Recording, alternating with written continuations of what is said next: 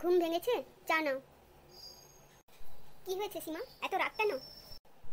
ও তুমি বুঝবে না, আজকে তো আমার জন্মদিন আর তুমি তো ভুলেই গিয়েছো। আরে না না, আমি ভুলিনি। আমি তোমার জন্য একটা বড় চমক রেখেছি। তাড়াতাড়ি রেডি হয়ে নাও, চলো আমরা বেরোবো। সত্যি? কি প্ল্যান করেছো তুমি? তুমি বলো, তুমি কি নিতে চাও? আমি চাই একটা ডায়মন্ডের হার। আর কিছু? আর কিচ্ছু চাই না, এতেই আমার চলে যাবে। ঠিক আছে, চলো আমরা চা খেয়ে আসি। তুমি কি আমার সাথে মজা করছো?